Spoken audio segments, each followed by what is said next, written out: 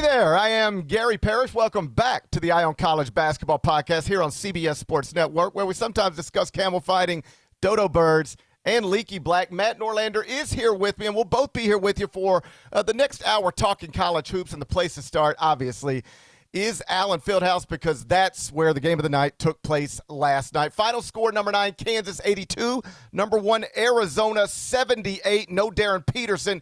No problem for the Jayhawks. Norlander, we will get to the presumed number 1 pick in the 2026 NBA draft, missing yet another game under, let's just say, unusual circumstances. But first, let's just spend some time on the scene in Lawrence. Everything about it about as good as it gets. Between UConn St. John's on Friday, Duke, North Carolina on Saturday, Michigan State, Illinois on Saturday, Kansas, Arizona on Monday.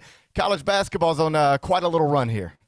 Yeah, it's on a heater, and that environment pulsing through the TV screen here in my office last night. I know you're in the hotel in Midtown Manhattan watching that, and just incredible environment. Allen Fieldhouse is just a place that you need to get to if you've never been. You've been there. I've been there.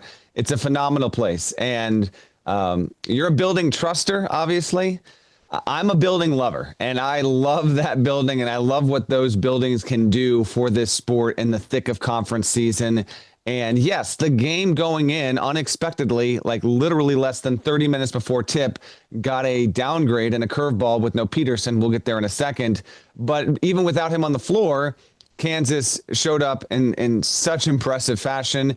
Arizona played a nice game until about, 6.5 to go, when it felt like the Fog Allen gods put a lid on that rim. They could not score from close. They missed a ton of bunnies. Mighty impressive by Kansas. And I think my biggest takeaway from the game was, in absence of Peterson being available, you saw how well Flory Badunga played again with his double-double. Melvin Council Jr., although he did not have a nice night shooting from the field, he still had numerous moments in that game where he was propelling Kansas forward to the chance to win the game, obviously. Even Trey Wright, who didn't have a big night, hit some key foul shots down the stretch. McDowell played well. Bryson Tiller had good moments. To me, it feels like the Kansas win has to be so morale boosting in that locker room. Not that they didn't think they were good. They knew they were good.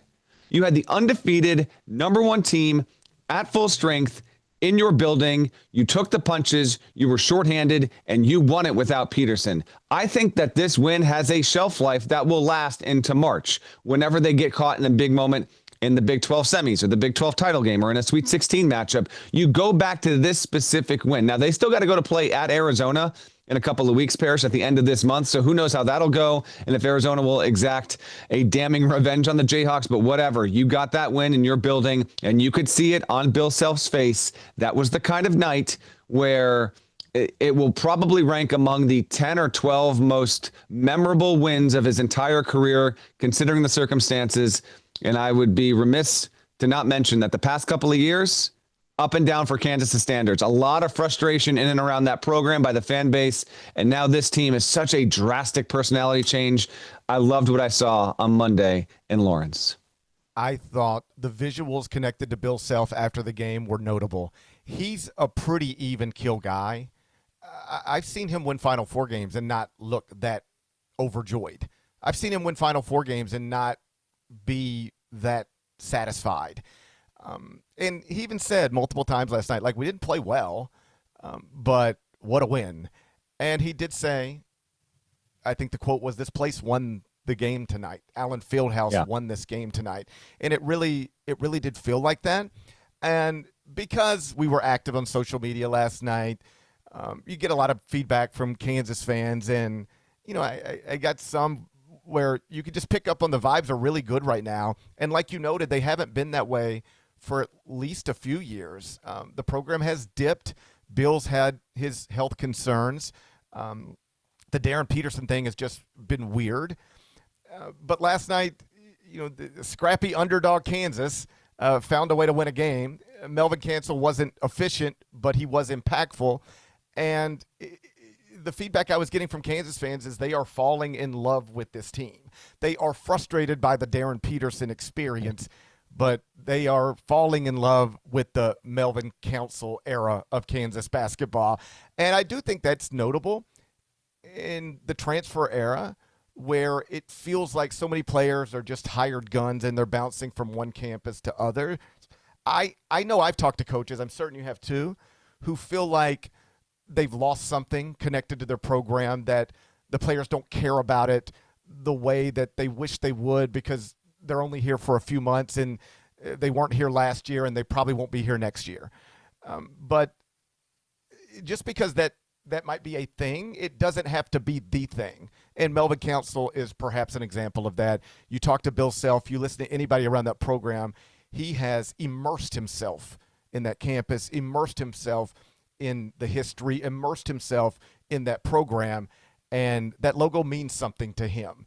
And, you know, Boog and Fran had the call last night, and I think they told the story at one point where he just sort of said, somebody's got to lead this team. Nobody seems to be wanting to do it. I guess I'm going to make it my team.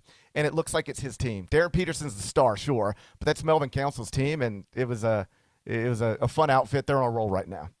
Yeah, and we'll, just as a general reminder for folks that might be thinking like, all right, Council, okay, he came from St. Bonaventure. Is this his last season? No, this is his third year of Division I ball. He started at Wagner, then played at Bonaventure, is now at Kansas. Should be poised to log another season next season with KU, I believe.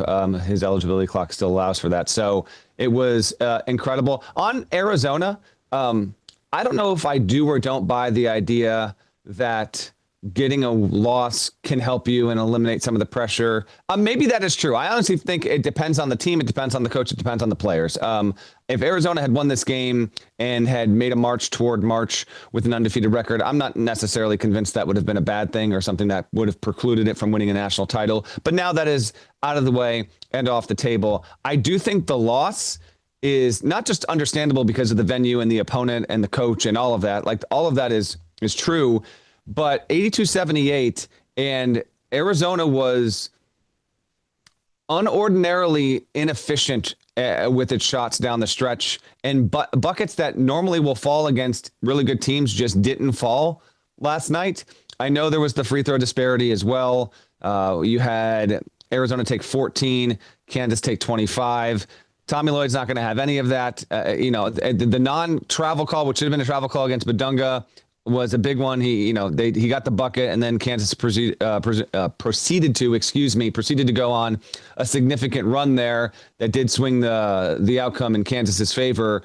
But Arizona, to me, still, in light of the loss, has a case as the best team in the country. This is a completely understandable loss. Kansas, by nature of winning at GP, has one of the 5 best wins. It wasn't on the road, but at home, undefeated number 1. That's a highly ranked win there. So Burries, I thought, was really, really good. He thought he had Badunga on an island, and that was a welcome to the big show moment when he swatted that away. And I think the defining play of the night, you needed to see a little more from Koa Pete. Jaden Bradley only had 6 points, which I thought was notable. So Arizona's going to be fine. This was way more about Kansas rising to the moment and declaring that with or without Darryn Peterson, we can be a Final Four and arguable national title contender. Yeah, on the block, that's a layup at Peach Jam. It's a block at Allen Fieldhouse. Yeah. That's what that is. As for Arizona, I've talked to coaches, several of them, most notably John Calipari, who have taken a 0 in the loss column pretty deep into the season, and about the pressure that comes with that. And reasonable minds can disagree. What they mostly say is you chase perfection while you can, because why not? It's history. When you take the loss, you spin it into a good thing. When you take the loss, you say, hey, this is a reset moment. We needed that. Hey, the pressure's off. Nobody's chasing undefeated anymore. You want to chase it while you can. You don't want to take a loss. But when you do, you spin it into a positive. I imagine that's what Tommy will do here. Let's get to Darryn Peterson. As you noted, it was a late scratch, officially flu-like symptoms, but still weird. I'm not going to question the young man's how he felt. I've had the flu. It's not great.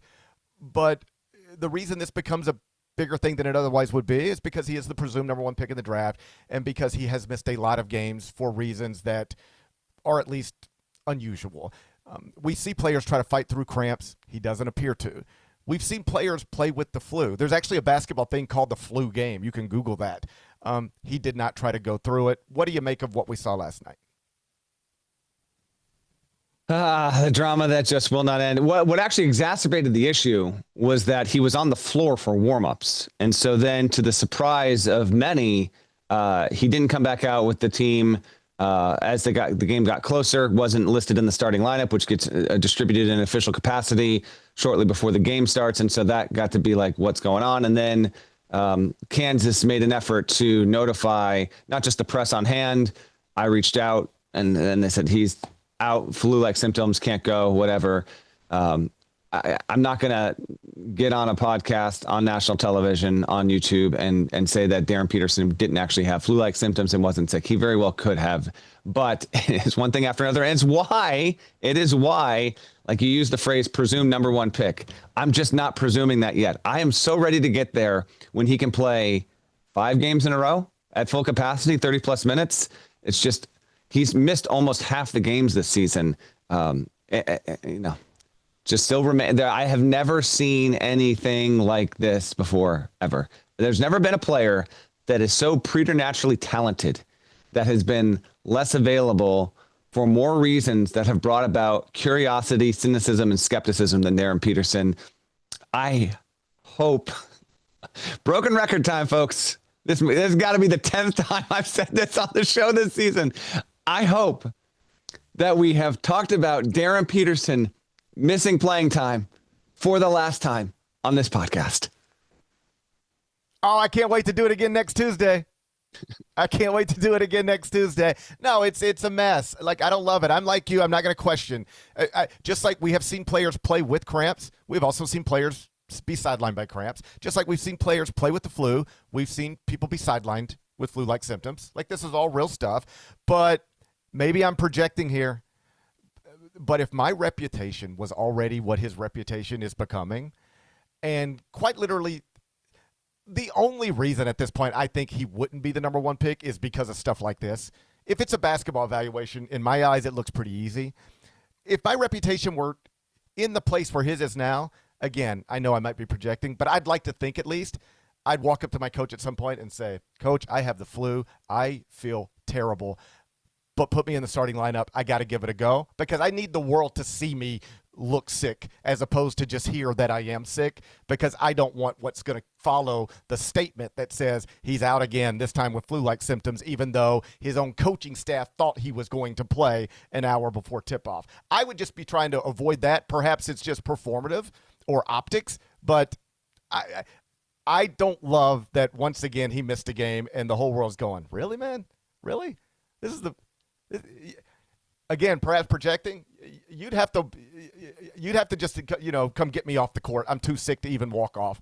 But I'd have undefeated number one in your building. Yeah. I don't miss that. I know it's easier to say from this seat than it is from his. I'd have a hard time missing that game. And again, for whatever it's worth, his own coaching staff did not think he was missing that game an hour before tip-off. It's unusual. We'll see where it goes from here. Up next for Arizona, Texas Tech at home on Saturday. Up next for Kansas, Saturday at Iowa State. When we come back, we will make note of the fact that football is now in our rearview mirror. Congratulations to the Seahawks, but the focus is now on hoops. If you've been lacking focus lately, don't worry. We got you covered. We also understand we enjoy football too. But consider what's coming next, a refresher course of sorts on where we're at in this season right now. That's after this break here on the Ion College Basketball Podcast. You're watching us. We're on CBS Sports Network.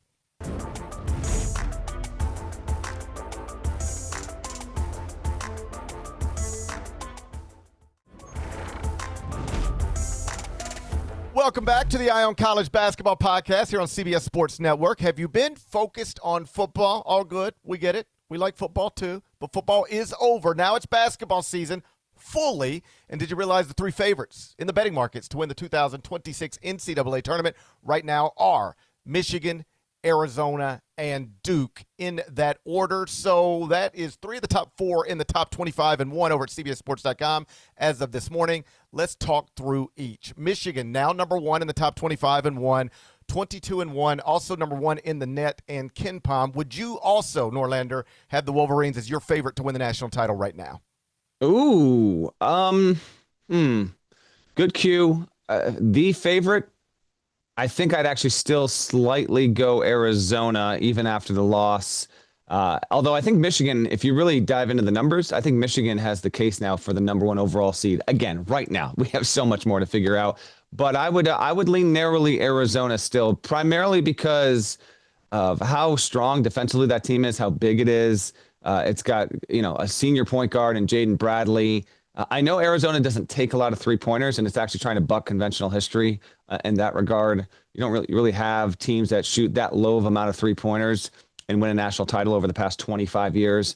But I'd narrowly still give it to Tommy Lloyd's Wildcats, and I'm actually really interested to see if the loss to Kansas doesn't push them forward. And if we don't get to the end of the regular season, then that's their only loss. They still got a big one on the road against Houston. That's going to be tough. But I wouldn't be shocked if Arizona has one in the L column by the time the Big 12 tournament tips off. Just some statistical stuff on Michigan. They are number 5 in offensive efficiency, number 1 in adjusted defensive efficiency, number 5 in effective field goal percentage, number 3 in offensive 2-point field goal percentage, and number 2 in defensive 2-point field goal percentage. So that's the strength. The front court, led by Yaxel Lindenborg. They can punish you in a variety of ways, but the strength at Michigan is the front court. And again, they are number 1 in the net right now and over at Ken Pom.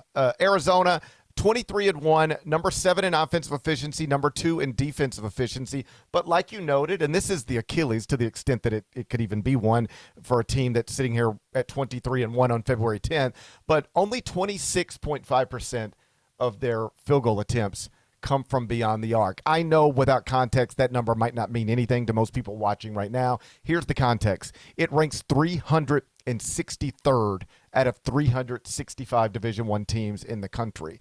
In a time where shooting is prioritized, Arizona just does not do it from the perimeter. And when I was talking to another coach in the past, let's just say couple of weeks about Arizona, like how long can they keep this undefeated season going? Are they a real national championship threat? The thing this one coach said to me, who's familiar with the program, said, at some point somebody's going to make them shoot it. And then how are they going to respond to that? Now, I want to be clear. I don't really think that's why they lost at Kansas on Monday night, because it's not like Kansas killed them from the three-point line either. But that is a notable statistical thing connected to an obvious championship contender. Most teams that are trying to win 6 games in the tournament shoot it more often from 3 than them and shoot it better. Yeah, we'll see if they try and deviate or if they're forced to deviate at all. That remains to be seen. But their defensive profile, Arizona, is just from Bradley to Pete to Krivas, who can really wreak havoc at 7'2". Even Ivan Karchenkov, another freshman, he is one of the better on-ball defenders in the country. Toby Awaka is a monster around the rim. They might need to rely on an Anthony Del Orso, who hit a triple on Monday night, has not been as good of a three-point shooter this season as they were hoping for. That's been another factor there as well. So we see on that. Real quick on Michigan, then let's dive into Duke. You mentioned Michigan's strength statistically. I think their biggest strength overall is that they have Lendenborg, Elliot Cadeau, Adai Mara, Merez Johnson, Namari Burnett, Trey McKinney, Roddy Gale, LJ Kaysen, and Will Cheddar. Those are all guys that in the final 2 minutes of a game, Dusty May, depending on the opponent and situation, he could put any of those guys on the floor. I just think Michigan might have the deepest roster of viable players in a big spot as any team in the country. I think that's going to factor significantly in Michigan's push to get a 1 seed and a Final Four run. As for Duke, the third team you mentioned that I think is third in the pecking order for national title favorite status here, sitting at 21-2. The losses are by 1 on a neutral to Texas Tech, and then by 3 in the final second against your blood rival in North Carolina, a game that you led almost the entire way. Cameron Boozer's the front runner for National Player of the Year. He's still got plenty of space in that race right now. The question for me with Duke is it really going to be relying on Boozer way, way more often than not? I think Isaiah Evans needs to pop and be significantly more productive and impactful in the second halves of these games. Dame Sarr had some nice moments there as well. Who is going to be the guy, GP, that emerges that if for whatever reason Boozer is not clicking or able to produce, which frankly we haven't seen yet, who's going to be the other guy? Evans has had some moments, but now he's shooting 33.3% from three. That's obviously below what they were expecting there. So Duke third overall for the title odds. I get why that is the case, and it's a really, really good team. But I need to see who's going to be the other guy that can supplement Boozer when the pressure is tight in a one-possession game with less than 3 minutes to go against viable teams down the stretch. Like you said, they've only lost twice. They're top 10 in both offensive and defensive efficiency. They shoot 62% from two.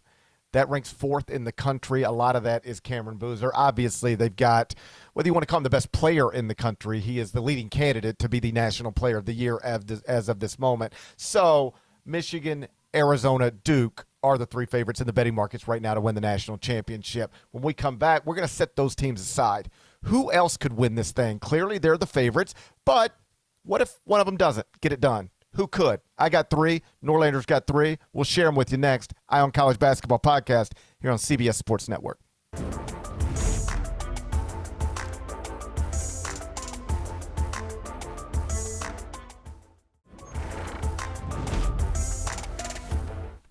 Welcome back to the Eye on College Basketball Podcast here on CBS Sports Network. We just ran you through the three favorites to win the 2026 NCAA tournament. In order, it is Michigan, Arizona, and Duke. Now, let's take those three programs, set them aside. Somebody else has got to win this NCAA tournament. It can't be one of them.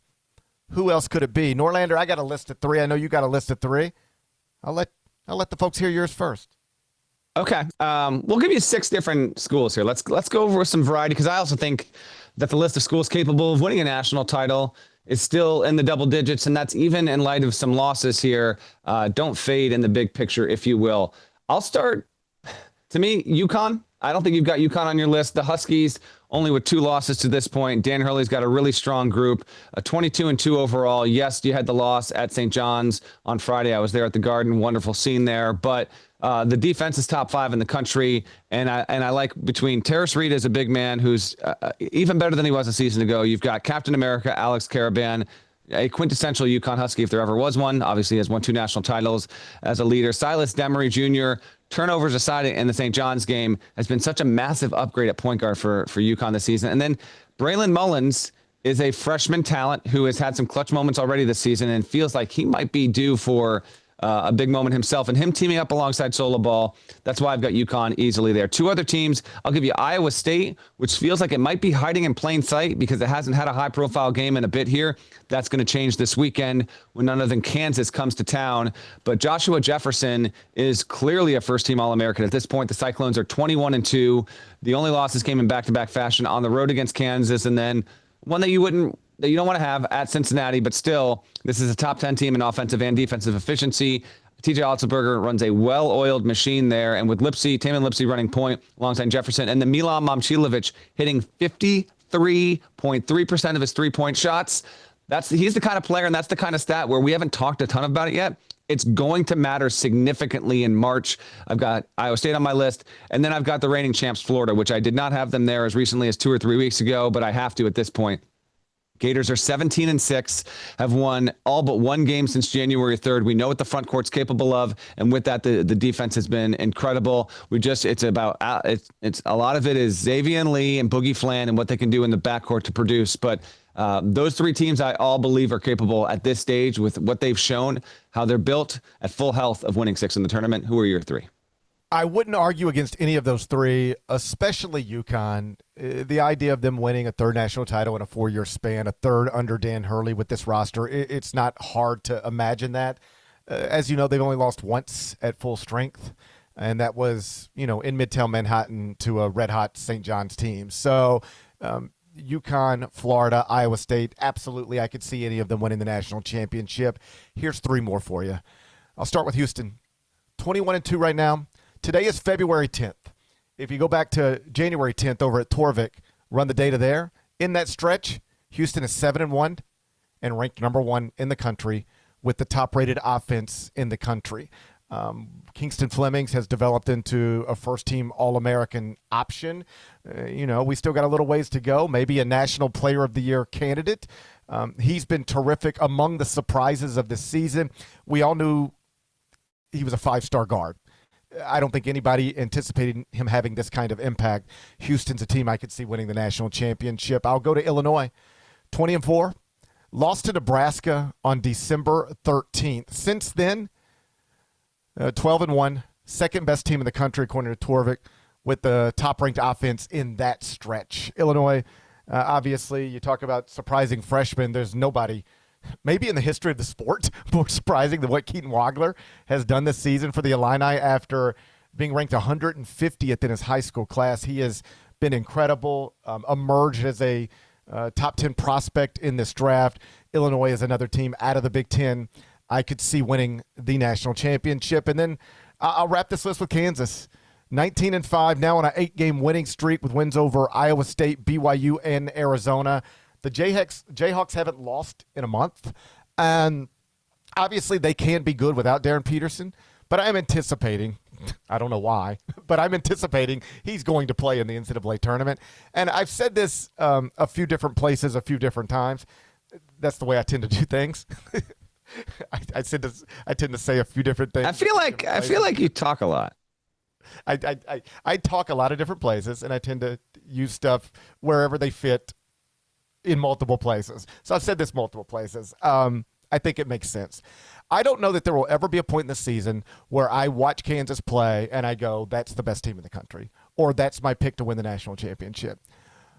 But there's not a game they could be in where they have a healthy Darryn Peterson and a two-time national champion coach on the sideline, Bill Self. There's not a game you could put them in where I'd say, yeah, they're not going to win this one. There's games you can put them in where they'll be underdogs, but I don't think there's a game where I will just rule out, well, that's where it has to end for them. Darryn Peterson is special enough and Bill Self is great enough that they could go on a run and win a national championship. I don't know that I'll predict it, but don't rule it out, because when you have arguably the best coach and arguably the best player, and that best player is going to have the ball in his hands all the time, yes, that's a pretty good position to be in. The one thing I didn't mention in the A block is that with everything that has happened to Kansas this season, like Bill Self had to go to the hospital just for, a heart palpitation, last month. There's just been so much. Kansas might be the most compelling team in the sport, because on a game-by-game basis, you don't know what is going to happen. I agree with you putting them on the list. Before we get out of here, I want to ask you this. So we have talked about 9 teams at this point, the 3 biggest favorites, then we each pick 3. Who do you like most of all the teams that we didn't mention? And I'm going to give you the candidates here. And this is in no particular order. We didn't mention Purdue. We didn't mention Michigan State. Didn't mention projected 2 seed, 2-loss Nebraska. Gonzaga is 23-2. It's going to get Braden Huff healthy again, you would think. Virginia is 20-3. Texas Tech at one time was thought to be pretty good. It's got 6 losses now. I'm not sure who else I might be forgetting at this point. That's like legitimately in that conversation. St. John's, I'll toss them in there for you, buddy. After they needed overtime at home to escape Xavier on Monday. Who's the team that you like best that we did not mention? First off, classic letdown situation. You shouldn't come out for a weekend getting a upset UConn, and then you got to deal with a Monday Xavier game. That's a letdown situation from the Big East schedule makers, but they got out of it. I would add them to the list, I guess, at this point. Take the 9 we've already said, and now we're picking a 10th team. St. John's, I think, belongs in that conversation. Purdue, out of respect for Matt Painter, Braden Smith, that program. I'm not going to rule anything out for them, but obviously they have not been playing well lately. And then just Louisville, and maybe it's recency bias given what they did Monday night, but you've got the 5-star freshman lottery pick in Michael Brown Jr., shooters all over the court, a fun style of play. That's a team that I could see. You look up and you go, oh, wow, they're in the Elite Eight. I could see them making a run, sure. I'll just say Michigan State. Jeremy Fears Jr. He has made the conversation of who's the best point guard in the country. It's not just him, but that was Braden Smith coming into the season. Braden Smith still has a claim to that. But in the deepest point guard class I can remember in a very long time, Fears has put Michigan State in a place where it's 20-4. It's got a road game against Wisconsin this week. We'll see what happens there. A lot happening with the Big Ten. We mentioned Purdue. Oh, by the way, Purdue-Nebraska Tuesday night's a big one. We'll talk about that on the Wednesday morning pod on Ion College Basketball Podcast, of course. When we come back, who doesn't love overrated and underrated? What team is overrated by AP voters right now? What team is underrated by AP voters right now? I got one for you on each of those. Norlander does too. We'll do that next. It's the Ion College Basketball Podcast, CBS Sports Network.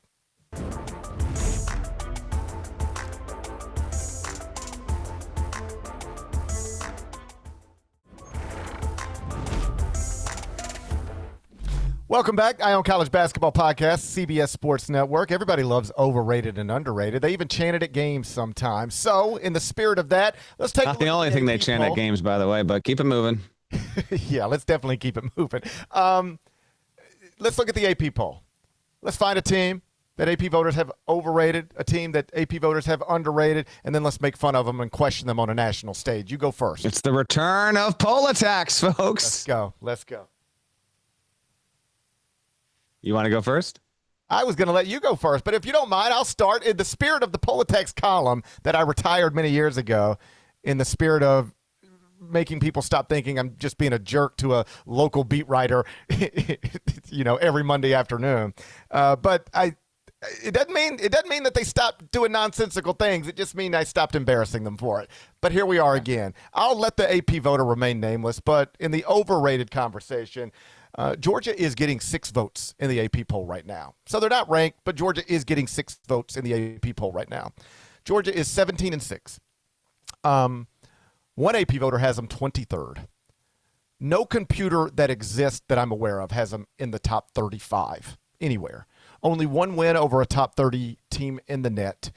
And the AP voter who has Georgia 23rd, despite no data to support it whatsoever, on his ballot, does not have undefeated Miami, Ohio, and also does not have red-hot St. John's coming off of a victory over UConn. I mean, are you sure you don't want to call this voter out? That's atrocious. Parrish, that is derelict of duty. Not to get too far off track, but the whole premise behind the Politex column is one day I noticed something so indefensible that I was just like, I'm going to write about this. And then people just loved it. I think because people like it when journalists get called dumb. I think that's the country we're living in now. So I was just the journalist out there calling another journalist dumb, and everybody loved it. And I genuinely thought, well, now that all the AP voters know there's a watchdog out there monitoring everything, they'll be careful. They won't make these stupid mistakes again. And every week it was there. It took me 2 minutes to find it every week. Often it was the same people. I don't know what is so difficult about putting something out there once a week that you can just defend. I do it every day. It doesn't mean that I'm right every morning, but I can defend what I do. There is no way to defend Georgia being 23rd on a top 25 ballot right now when that ballot does not include Miami, Ohio, and or St. John's. But here we are. That's my overrated team. Who's yours? I'm going to pick a team that's in the rankings that I said on HQ on Monday. Sorry, shouldn't be there. Team is sitting at number 22. Team has lost 5 of its past 6 games. That is the Brigham Young Cougars. 17-6 overall, has 1 win since January 14th. That win was at home against Utah, and a bad Utah team. That was the game that DeBonce went for 43. So for the purposes of the AP poll, BYU is overrated. It does not deserve to be ranked at this point. It is going off of reputation. I think DeBonce being on the roster has helped the Cougars' case there. As we do this show live on a Tuesday afternoon, BYU has what I actually find to be a fairly urgent game on Tuesday night. They have to go play at Baylor, a Baylor team that's not even sniffing the NCAA tournament so far this season. But that's Rob Wright returning to where he played last season. You talk about, things people chant. Well, Scott Drew tried to get ahead of that. Hopefully it's all good-natured, but he's not going to have an enjoyable evening from the fan base in Waco on Tuesday. BYU does not deserve to be ranked. It is. If it can get a win at Baylor and then a win at home over Colorado, then it might have a little bit of a stronger case. But there's a lot to prove. And from a seeding standpoint, it's got a lot of work to do. It's not even sniffing the 4 line, which is where it was arguably at as recently as a week ago. I hear everything you're saying with BYU. If you were going to try to defend it, though, you could at least point to entire body of work and computer numbers and say they haven't been playing well, but entire body of work is still top 25 worthy. But yeah, they have not been playing well, trending the wrong direction. As for underrated for me, I think it's UConn sitting at 6th in the AP poll. I've got UConn 3rd in the top 25-1. They're 22-2. The only losses are at home to Arizona while missing 2 starters, and at St. John's while St. John's is playing like quite literally one of the best teams in the country. I think if the tournament started today, I would have UConn as a 1 seed. I think UConn should be ranked in the top 5 of the AP poll. That it's not a big deal, not the biggest, not going to protest over it, but it seems wrong. It seems off. UConn seems low. Interesting. Okay. My second answer is Florida's 14 in the AP poll and it's a top 10 team. So it's underrated in the context of that. But I'm going to even give you the team that is just underrated for its ceiling at this point. It's ranked. It's getting some love. St. Louis is sitting there with an 18 next to its name and a 23-1 record and has been incredibly effective on both ends of the floor. It has the best margin of victory average in college basketball this season, has been the number 1 team in effective field goal percentage offense and defense. It is underrated in this regard. I think that Josh Schertz's team, now it would need to get maybe a little bit of help with bracketing. I get that. But even generally speaking, like it really might have the capacity to make a Final Four run. And people haven't really talked about that too much yet. It's probably going to have to get out of February with only one L in that loss column for maybe that chatter to kind of amp up. But just keep it in mind. Really good coach, a super deep team. They got like 7 guys averaging more than 9.5 points a game at this point, including Robbie Avila, who can do so much. So my most underrated team nationally is St. Louis's real threat as a team that can make a deep run. And if they keep this up, you'll hear a lot more about that in a few weeks. This train ain't late. It's early, and I expect more to catch on to this in a few weeks' time. All right, one more block to go. Before we get out of here, we're going to catch you up on the National Player of the Year race. You probably know Duke's Cameron Boozer is leading it. Who's chasing him? We'll give you that next. It's the Eye on College Basketball Podcast. We're here on CBS Sports Network.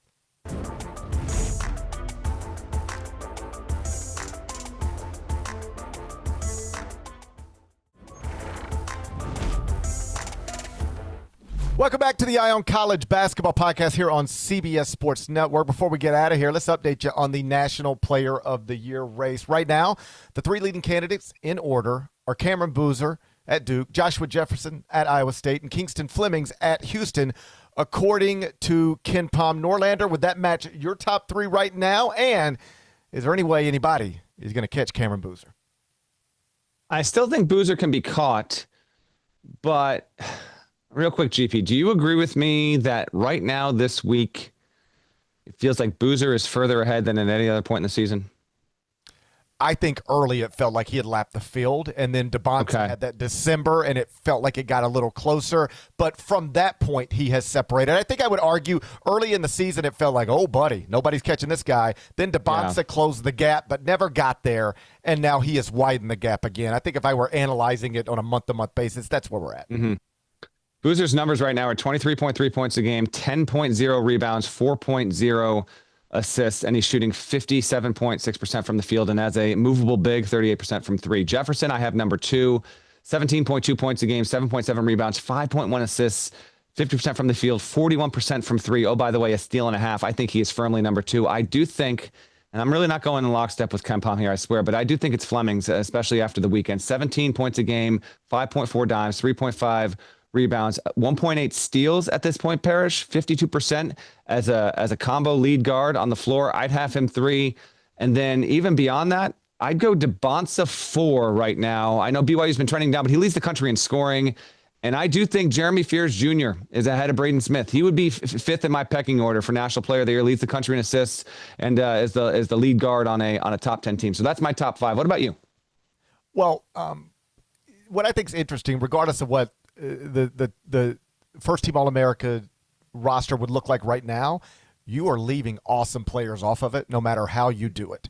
So if you go Boozer, Jefferson, Flemings, and then you go Lindenborg, Fears, you are leaving off Caleb Wilson. You are leaving off Keaton Wagler.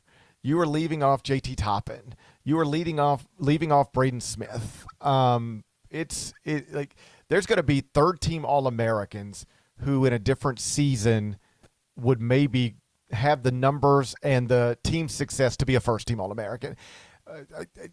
I don't want to keep going back to it over and over again, but what we are watching right now is a great top-shelf college basketball season. I know people get frustrated with players changing campuses from one season to the next. I know NIL is still weird for some fans. I understand sometimes we spend more time talking about court cases than we do basketball. but the on-the-court product has been unbelievable this season. Friday night was great. Saturday was great. Sunday we took a break to watch football for the most part. Monday was great. I expect more good stuff tonight. And the National Player of the Year race is a reminder of that. Boozer, Jefferson, Flemings, fill out the first team however you want, and then you got awesome players right behind them. But to circle back to the initial point, I don't think anybody's going to catch Cameron Boozer. I think it can be competitive, and I think we can handicap it and discuss it. But at the end, he's going to have the trophy, because he's going to be the best player on one of the best teams. And he has great games, sometimes good ones. He didn't really have bad games. That's the other thing. Yeah. He just doesn't have off nights too much.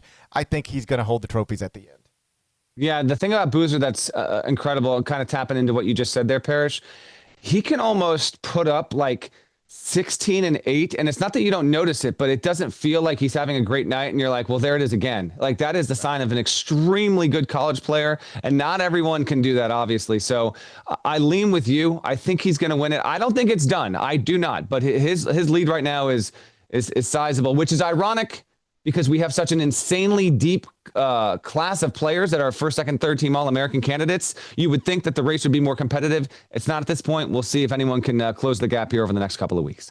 And it is sort of wild as we are running through these names. We have a National Player of the Year race that, for the most part, doesn't include the presumed number one pick in the 2020 draft, and that's just because he hasn't been playing very often. So, incredible National Player of the Year race led by Cameron Boozer, but the most talented player in the country, he's probably not a part of it simply because he's missed too many games.